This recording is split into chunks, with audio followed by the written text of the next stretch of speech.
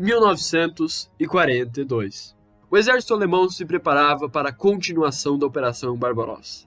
Operação essa que já havia, na época, alcançado o título de maior operação ofensiva da história, reunindo um impressionante número de mais de 3,8 milhões de soldados, 3 mil tanques, mais de 2.700 aeronaves e, por fim, mais de 7 mil peças de artilharia.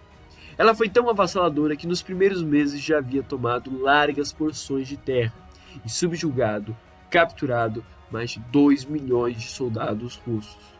Para Hitler, esses resultados eram a prova do colapso da União Soviética, mas ainda não representava a vitória alemã, pois a necessidade que pesou na decisão de invadir a Rússia ainda não havia sido suprida, que era a questão do petróleo, essencial para manter o funcionamento dos blindados, aviões, navios, da máquina de guerra alemã como um todo. Sendo assim, Hitler e seu alto comando alemão prepararam uma nova operação, apelidada de Fall Blau, que era nada mais, nada menos que a tentativa alemã de pôr as mãos no petróleo russo, localizado na região do Cáucaso.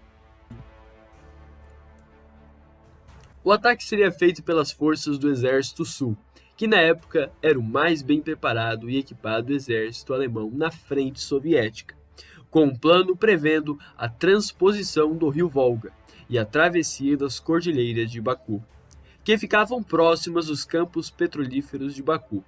Mas para cumprir essa missão, Hitler dividiu o exército ao meio, criando o Grupo A e o Grupo B. Caso Hitler conseguisse apenas cortar o rio Volga, já seria um duro golpe nas forças de Stalin, justamente por dependerem do rio para o escoamento de recursos e de tropas. Quase todas as cartas já estavam na mesa, então Hitler ordenou o início das operações. No início, o avanço foi considerável, com os alemães se aproximando a passos largos da conhecida cidade chamada Stalingrado, uma clara homenagem ao líder soviético da época, Joseph Stalin. Para Hitler, isso já era o suficiente para justificar uma ofensiva em direção à cidade. Antes do exército chegar na cidade, a Luftwaffe já havia lançado uma campanha de bombardeios em Stalingrado, reduzindo a ruínas uma das maiores e mais importantes cidades da União Soviética. Entretanto, os alemães não perceberam que estavam criando um ambiente ideal para o combate urbano, intenso e sangrento. Em 23 de agosto, o 6º Exército Alemão, liderado pelo experiente general Friedrich Paulus, chegou na cidade, que mesmo sem ter tido combates terrestres até aquele momento, parte das edificações já estavam em ruínas.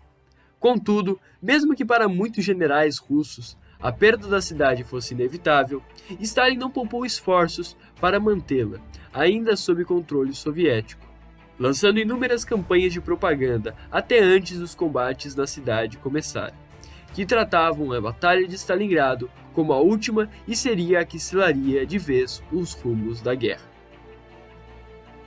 chegando ao ponto de Stalin proibir a evacuação dos civis da cidade. Os primeiros confrontos já foram sangrentos. A artilharia alemã abria fogo contra muitos alvos estratégicos quase que ininterruptamente. Aos poucos, os alemães foram adentrando na cidade devastada, com os alemães caindo por inúmeras vezes em emboscadas soviéticas. Porém, o avanço ainda assim continuava inabalável, principalmente à volta da cidade, com os alemães alcançando o rio Volga em 26 de agosto de 1942.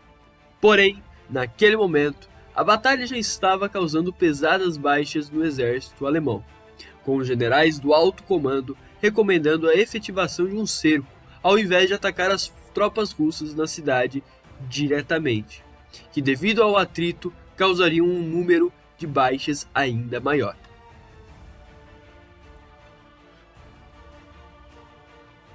Porém, Hitler se mostrou confiante em relação aos andamentos da batalha, direcionando o foco de seus generais na conquista da cidade de Stalingrado e não à sua volta. Além disso, Hitler estava preocupado com o rumo dos combates nas cordilheiras do Cáucaso, que até aquele momento estavam impedindo o avanço das tropas na região petrolífera. Mas apesar de todos os contratempos, as forças alemãs capturaram pontos estratégicos da cidade, como uma colina que dá a visão de toda a região. Os combates foram brutais, e em muitos momentos a disputa era de casa a casa, cômodo a cômodo. Stalin viu que sua cidade poderia ser perdida a qualquer momento, então ele mandou o general Chuikov para liderar os soldados na resistência da cidade.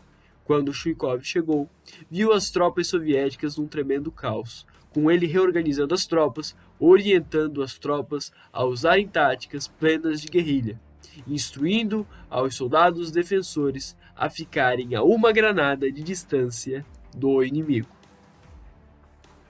Apesar das táticas de Chuikov retardarem o avanço, mesmo assim os alemães avançaram chegando ao ápice quando capturaram 90% da cidade, restando aos soviéticos um pequeno perímetro na margem do rio.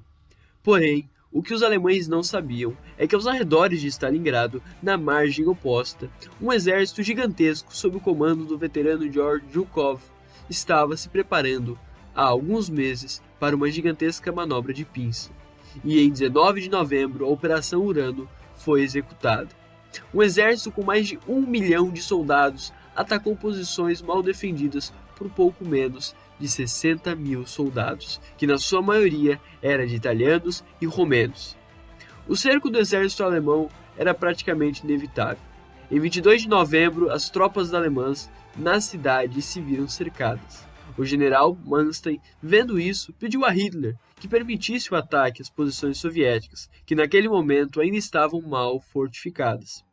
Porém, o general do 6º Exército, Friedrich Paulus, temia que uma tentativa de furar o cerco fizesse inúmeras baixas.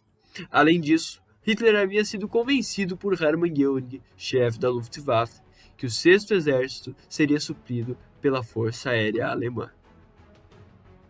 Promessas que se mostrariam vazias nos meses seguintes. Devido à falta de apoio de um contra-ataque, as tropas alemãs na região que estavam fora do cerco se reposicionaram, a fim de inibir um ataque soviético em outras posições. Já o 6º Exército preparou 2 linhas defensivas, uma para se defender dos que estavam aos arredores da cidade e outra para se defender de uma possível revolta dos prisioneiros soviéticos que já estavam nos milhares. Porém, conforme o tempo foi passando, os recursos foram se esgotando, a água e a comida foram acabando, e que não puderam ser remediadas devido à ineficiência da Força Aérea em entregar os recursos. Para piorar, a própria Luftwaffe estava tendo inúmeras perdas para sustentar promessas vazias de Hermann Göring.